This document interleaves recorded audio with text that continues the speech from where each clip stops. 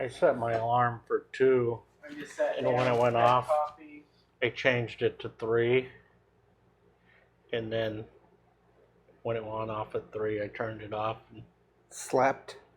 they usually get up at 4. I got up at 4:15. I don't know what time I'll go to bed because the babies aren't here, so I might stay up late. I might go to bed. Since I haven't eaten all day and we're doing episodes, I might fall asleep like against my will. Yeah, I'm probably gonna go home and take a nap, but then I'll be up all night.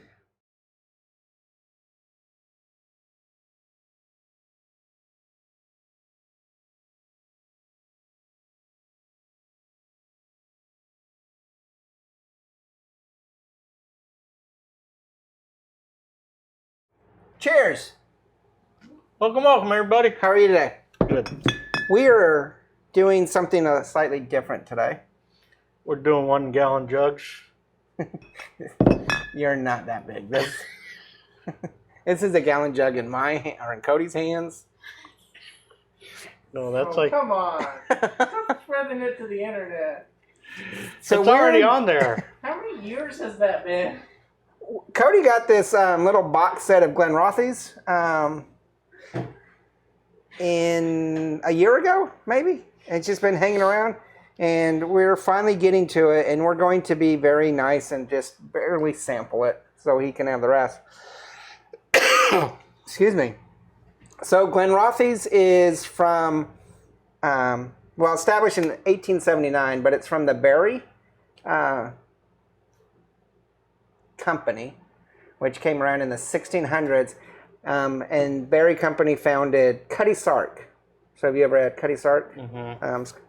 So this is a really kind of got a story or a rich history in England. It was from the Berry family. And for the viewers who haven't guessed it yet, it's single malt. Yeah, they're all single malts. They started off distilling with the Cutty Sark for royalty and stuff, so they got a pretty good name. Today, they're owned by Edrington, which is one of the largest distillers in Scotland. And we have a sample of 3 different versions here. Now, the Glenrothes don't do age statements. They're one of the few Scottish few single malt scotches that don't have aged stuff. So what they do is they take a certain number of years. So for instance, we have the Vintage Reserve here. No, that's the bourbon cask. We have the Vintage Reserve, which is pretty much their main, which is a blend of all of their distilled from a certain age of years, 10 years. So this one, I don't know what the actual age is, but most of them, the Vintage Reserve is from 1989 to 2007. So that 10-year period, and they blend them together. The Bourbon Cask Reserve here is going to be a blend of years together, but then aged in a bourbon cask. I think it's a first use bourbon cask. And then the sherry, of course, is in a sherry cask. Mm-hmm. But they're all blended. There's also a huge price range. Now, not these. This whole set here, I think, cost about $22 at Total Wines. I think Cody got it about $20 at the local place. The bourbon cask runs about $53 for a $750. The Vintage Reserve runs about $40 for a $750. The sherry cask was very hard for me to find. It's not offered a lot of places, but it looks like it's about $70 for a $750. So they're pretty expensive. So I don't know that we're actually going to be able to barrel rate these because they're all 3 are so different. Mm-hmm. And he bought these 3 for $20, which I think this is about 600, 200 each. Okay, no, 100 each. So 300 mils. They're all 3 are 40% or 80 proof.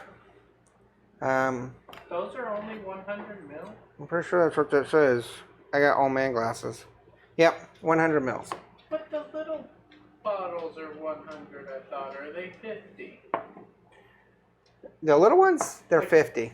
Okay. So that's twice So the let's- size of an airplane bottle. Yeah. So let's look at their vintage reserve, which is their standard. Now they have a whole bunch of different vintage reserves or different styles that have different age groups. So you have like a 1992 versus, for 10 years, or 1989. This is what I could find was the 89 through 2007. I'm not sure what this is. And because this isn't ours, we're just going to do a little bit. Is that okay? Because I don't want to... Bottle. Chug it down. I don't want to take Cody's liquor. I All do. right. This is my first Glenrothes. I've had a lot of scotches. It's my first Glenrothes, and It's very mild smelling. so I think what I want to do is actually do some comparisons. Is that okay? That's fine. Every time we go to the liquor store, I keep looking at the big bottles because they look just like that, but bigger. Yeah. I keep wanting to get it, but we haven't tried these yet. So this is the bourbon cask, and it's a lot lighter. Not much. No, there's a big difference.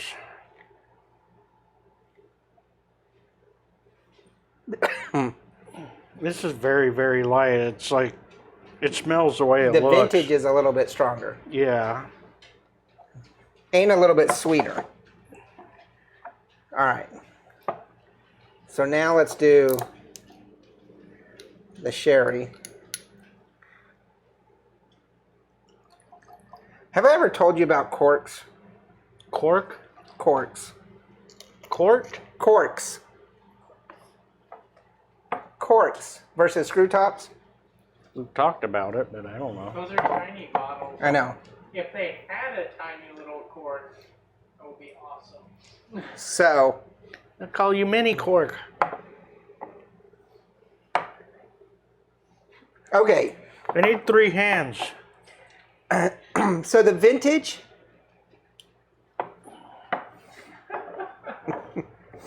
What are you doing? Yeah. Okay. So that's the sherry cask. This is sherry cast. This is the bourbon cast. This is the vintage. This The is vintage is very light, slight smell of vanilla, but a very, I don't know, herbal, flowery, light fruits. Are they the same distilled, but Different finishes. finishes? Okay, so they are the same Yes. recipe with a different finish or age. Yes, but they're from 10 different years worth of distills. Okay. I was like comparing them. They're it all must be blends. The same. That's why there's no age statement. Okay. Yeah, Okay, I'm thinking this one is like kind of, you said the fruit, kind of like the vintage. almost pearish or something, like a pear. Yeah, pear or apple. A light fruit. A smooth flavor, but it's got a little bit of spice to it on the draw.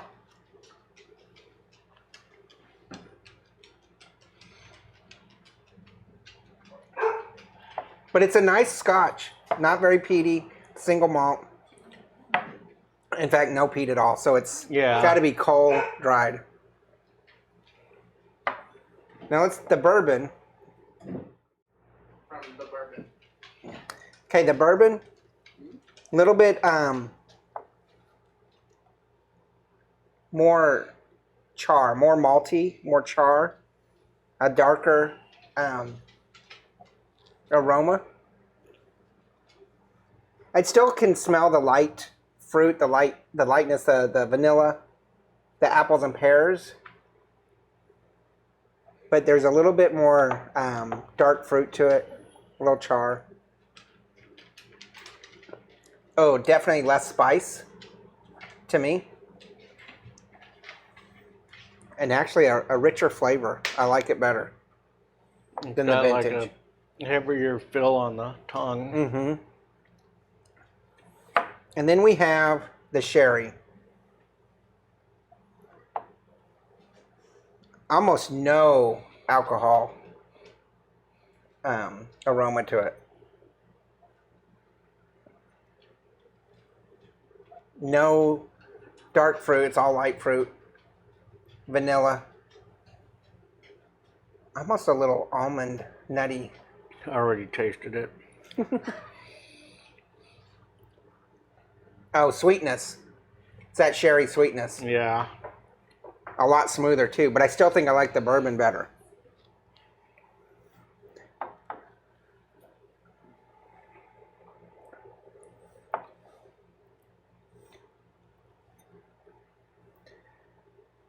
Okay, so you've had all three.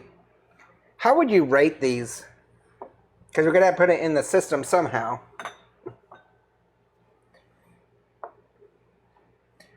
Overall, not individually.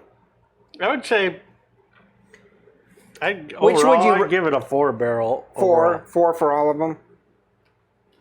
Which one do you think is better? Bourbon cask, vintage reserve, or the sherry cask? I think if I was gonna buy one, I'd probably go with this one here. The vintage? Yeah. Okay, the first one. So you like the first one. I think I like the cherry, bourbon better. Oh, you like it? Which is different because normally I don't like scotches aged in, Bourbon barrels.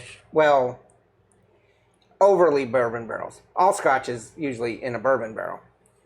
But blends, let me just say, I'm not a big fan of blends in bourbon barrels where that's their statement. Because recently we tried a Crown Royal in a bourbon barrel, and it was kind of off-putting. There was another one that we tried too. So maybe it's just psychological, but I don't know. I think we might have to try some of the full ones and give a full review for them. So I was telling you about corks because, you know, these have little screw tops. I've been reading about the history of whiskey a lot. And did you know that traditionally, of course, you store your alcohol straight up. Because like wine glasses, you store at an angle because you got to keep that cork moist. On whiskey, if you do that, it eats away the cork. Because the alcohol. Mm-hmm. And so whiskey bottles aren't supposed to be corked. They're supposed to have screw tops. But in the 70s and 80s, when there's a revolution in the whiskey industry, because it used to be trash. Corking it. Yeah, T.E. Lee or somebody from Kentucky called down and said, you know, he wanted to start doing corks because he thought that was classier. And they thought he was crazy, but they did corks. It cost a little bit more than the screw tops, and it just hit the whole whiskey industry because it is classier. It is classier. And so now today, we joke when it's a screw top. Screw top, yeah. We're like, this is trash. But it's actually better for a screw top than a cork. Mm-hmm. And I think like... Go ahead. Is that why there are a lot of synthetic corks up there? It could be. Is that why the bullets break apart? I think the bullets only break apart for us. I'm not sure that's true. If you're wondering, almost every bullet we have, the cork breaks in half. Could be the way we're opening it. And we're so excited to open it. Yeah, we're Give it to me! sideways instead of up, because they always shear off. Because I'm looking at the bar and like, I think like probably 70% of the... Oh no, I'd say 90% is corked. Yep. We better start trying them all to see which... But yeah, that's funny. It's because it's all just a publicity ploy. I thought that was hilarious when I read that. So, yeah, I would try the Glenrothes.